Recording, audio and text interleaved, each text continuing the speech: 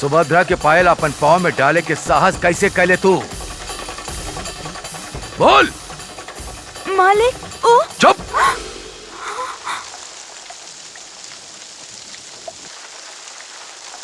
कुछ नहीं की सुनना चाहता हूं, एक शब्द मत बोली है। और ये याद रखिए लड़की कि आगे कभी तो ऐसा भूल कैले तो हमरे से बुरा केहू ना होगी।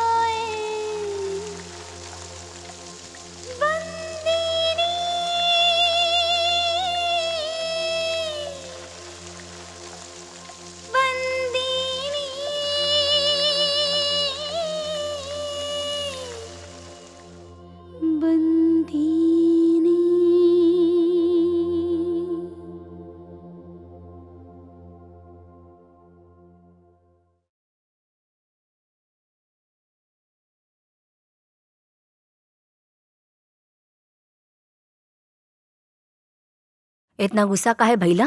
हाँ, काहे कि वो सुभद्रा खातिर लाइल पायल पहिन लेलस।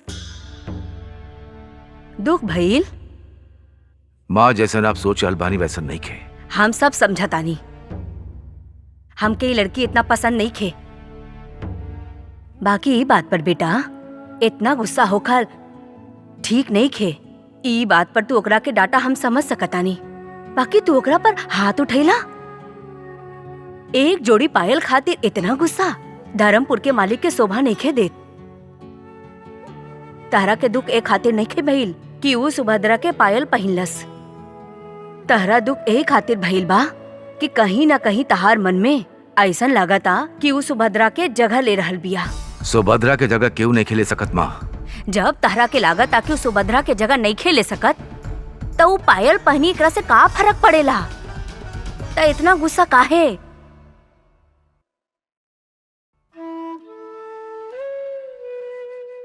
धर्मराज, हम जाना तानी, हम माना तानी कि सुभद्रा के जगह केहू नहीं खेले सकत। बाकी तहार गुस्सा से लागता कि एक पल खातिर तहार विश्वास डगमगा गईल बा।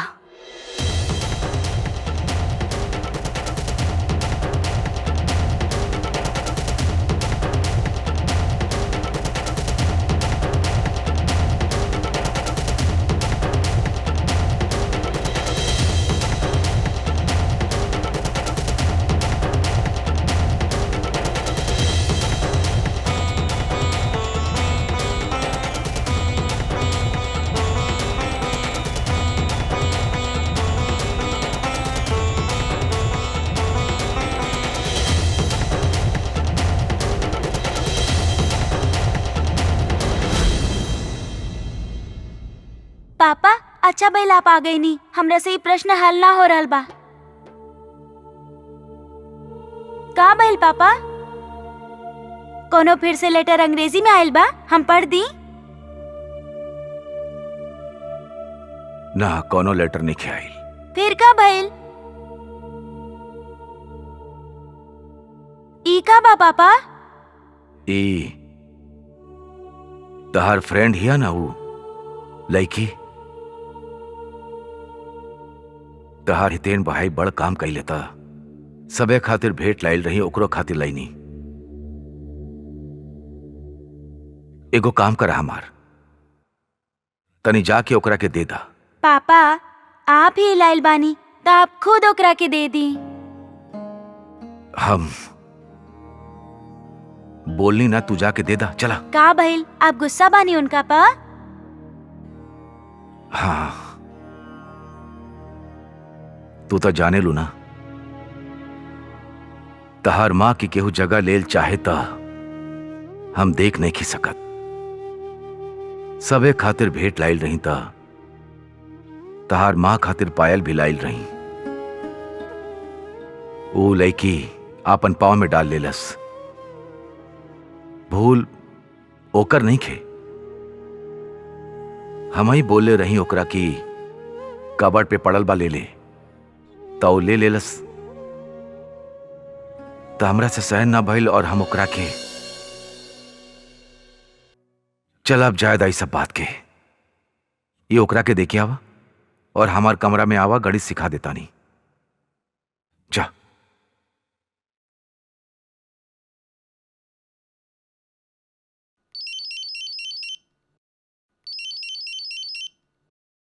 हाँ कादम्बरी। संदीप, तू अपन पापा से बात कइला? अभी नहीं कैले। संदीप, ऐसे कैसे चली? तू ना हमार डैड से बात करता ना अपना पापा से। दिन ऐसे बीत रहल बा। संदीप, यू नो अंडरस्टैंड, कहीं ऐसा न होके कि हमार शादी हो जाए। ऐसा कुछ ना हो कि कादम्बरी। तो फिर तू बात काहे ना करत बड़ा संदीप? यही खातिर की बात दिन ब दिन बिगड़त जा रहल बा। हम आज ही अपन डैड से बात करे वाला रहनी, लेकिन फिर आज से तोहार डैड हमार डैड के नीचा दिखा दिले।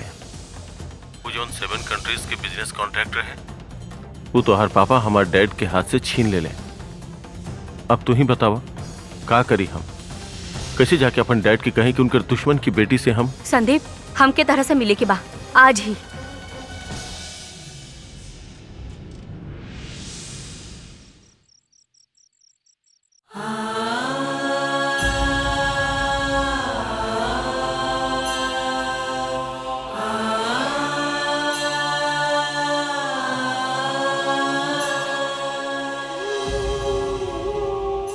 सुभद्रा के पायल अपन पाँव में डाले के साहस कैसे कर लू तू?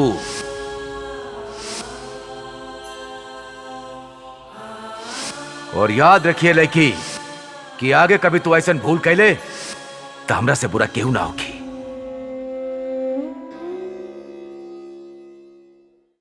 का भइल, तू रो रहल बाड़ू? बिरवा, मालिक बहुत जोर से डांट ले।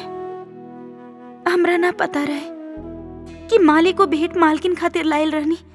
अगर हमरा पता रहत तो हम पायल ना लेती। हमरा पता बा कि मालिक के जीवन में मालकिन के का अहमियत बा। हम जानबूझ के उनकर दिल ना दुखैनी।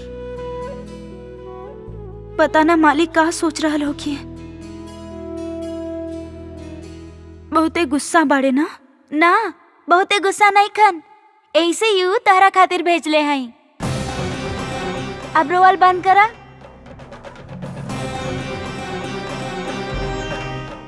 बिरवा, ई मालिक के दे दी हा।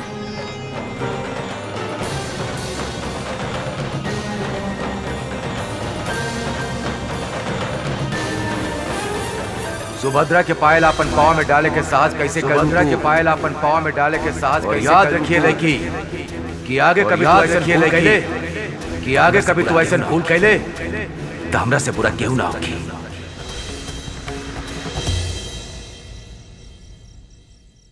बाकी खेमी, तू लगन खातिर मना काहे कइलू? तारा जैसा लड़का भी मांग लिक रहे, ताहा नाना जी के भी पसंद रहे, फिर वो लोग दहेज भी नहीं खेले, फिर तू शादी खातिर काहे इनकार कर देलू? नाना जी खातिर अगर हम शादी करके चल गई नी ता नाना जी के देखभाल के करी? वो तो अकेले हो जाई है ना। संतू के अपन ससुराल संभाले के बा और मोंगी भी बहुत छोट बिया।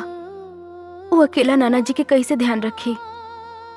और आजकल नाना जी के तबीयत भी इतना खराब रहेला। ऐसे में उनका के छोड़ के गई हम सोच भी ना सकेनी।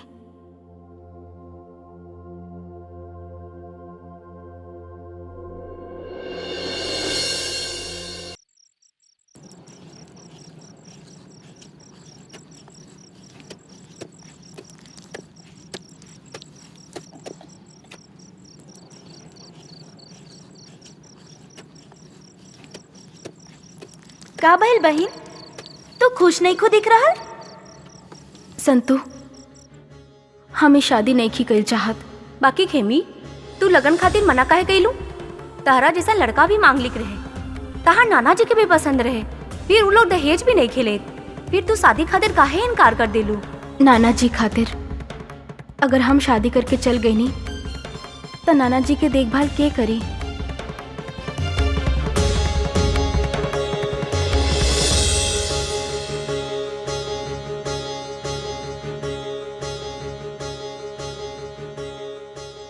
ई का अभी तक इतने कुल्हड़ बनेले बाड़ा? पता बाना काल सवेरे हाट बा, लगता हमरा तहार मदद करे के होगी।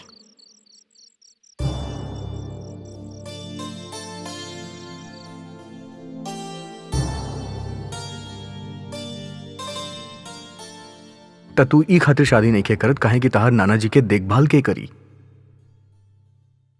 हमके तो लागल तू ई खातिर इनकार कैलू कि तू केहू और लड़का के चाहेलू। लड़की लोग अक्सर अपन सपना के राजकुमार ढूंढेली। हम जौन दुनिया में रहीला वहाँ ये सब सोचे के ना तो अनुमति बा और ना ही समय बा। बचपन से लेके आज तक हम इहे देख ले बानी और सुन ले बानी कि अपना खातिर ना अपना लोग खातिर जिया, उनका खातिर सपना देखा और उनकर देखा सपना के साकार करा। हमनी के चुने के आज़ादी नहीं खे, बस जौन मिलेला ओकरे के अपन भाग्य समझीला। समझला? सवेरे उठला के बाद हमनी के सांझ तब होखेला जब हमनी के काम खत्म हो जाए। हमनी तब ना सुतीला जब हमनी के नींद आवे। हमनी तब सुतीला जब हमनी के दिन के काम खत्म हो जाला। हमनी यहाँ जब लड़की खातिर रिश्ता आवेला त ई ना सोचीला कि लड़की के वो लड़का पसंद बा कि ना। ई देखेला कि माँ बाप के कितना दहेज देवे के होखी, ओकर लड़की के ससुराल में 2 वक्त के रोटी और कपड़ा मिली कि ना, ओकरा दिन में कितना घंटा काम करे के होखी। अगर ई सब होखेला तो शादी हो जाला। तका तू 2 वक्त के खाना और कपड़ा खातिर शादी कर लेबू? हाँ, बाकी जब तक हम नाना जी के ओर से निश्चिंत नहीं की हो जात, हमें शादी नहीं की कर सकत। एगो बात पूछी, का तारा कोनो लड़का पसंद ना आइल? हमार मतलब कोनो ऐसा लड़का ना जे तारा के अच्छा लागत होए?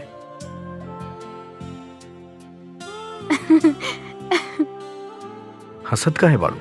यही से काहे कि ई ख्याल एगो सपना ह जौन आँख खोलत टूट जाला। ई भावना आंसू के तरह होखेला जेकर नसीब आँख से गिरते खत्म हो जाला।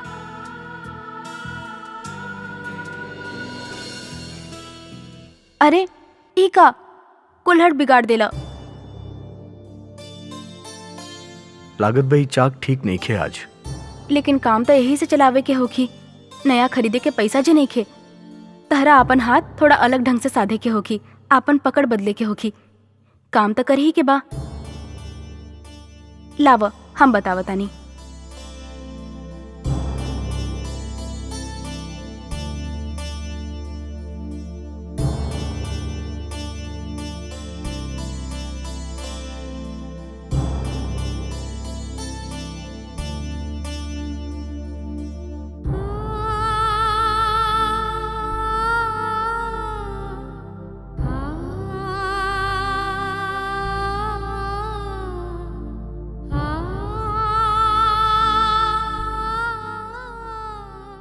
ई देखा हो गेल ना। अगर साधन नहीं खा बदल सकत तो तरीका बदले के आवे के चाहिए। फिर चाक चाहे जैसन भी होके बर्तन बन ही जाला, बिल्कुल हमनी के जिंदगी के तरह। अगर जिंदगी नहीं खे बदलत तो हमनी के खुद के बदले के पड़ेला।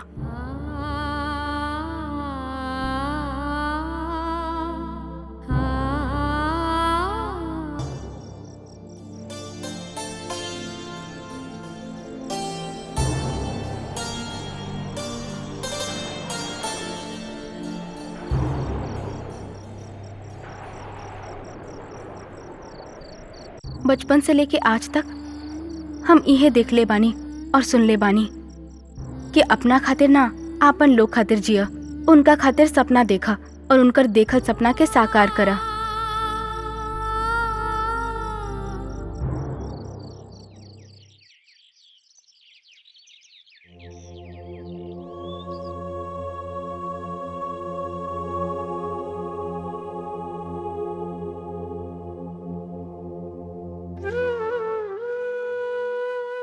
अरे ई का ऐसे कैसे बैठल बाड़ा?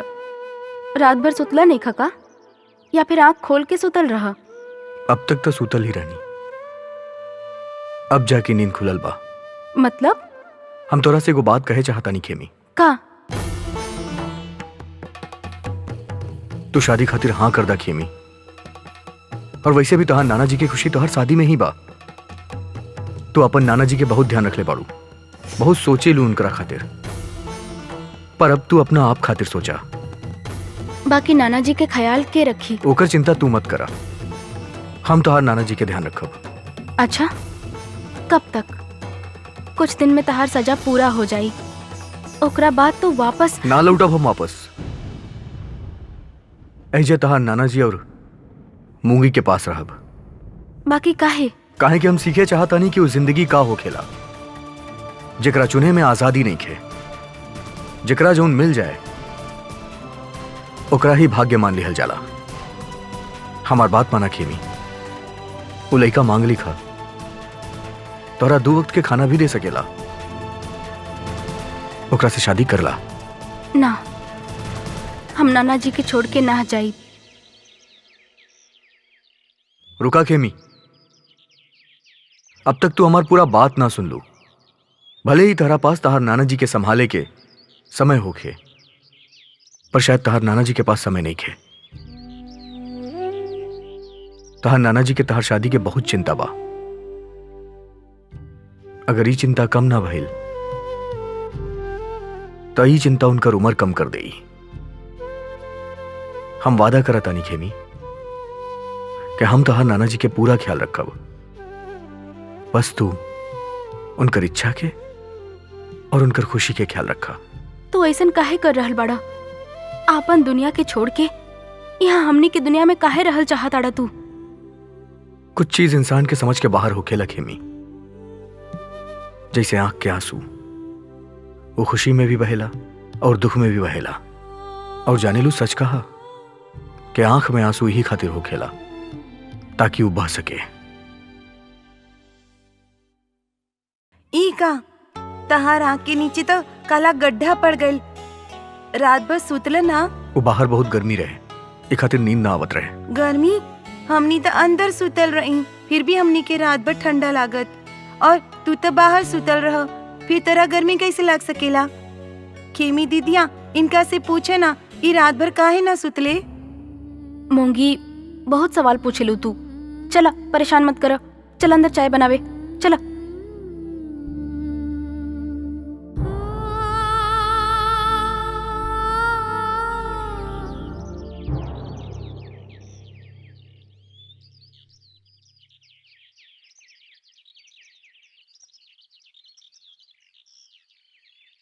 संतो,